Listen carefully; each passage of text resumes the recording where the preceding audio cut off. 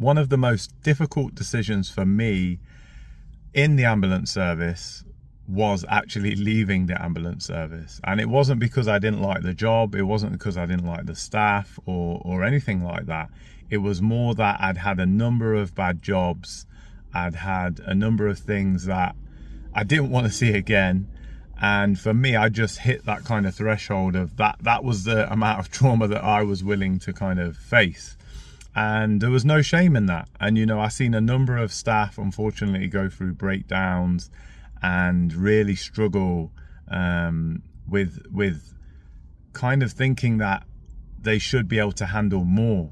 And I just want to say, for me, leaving was like, in a way, the best decision as well, even though it was the most difficult, because it gave me that bit of respite, that time to process the things that I'd been through, and to know that you just handle what you can. You know, it's like anything in life.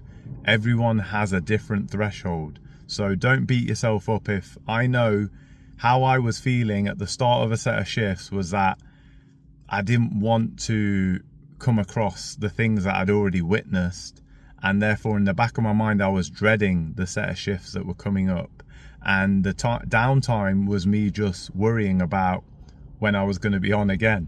So if anyone's in that kind of situation where they're really dreading going in, not because they don't like the job, not because they don't like the people they work with, but just because they're getting this kind of anxiety, and maybe, like I say, they've had this trauma, that they just allow themselves to either have some time off or reconsider doing something else. Maybe it's within healthcare, maybe it's doing something else, but only put up with what you can put up with. Don't burden yourself with all the problems of the world.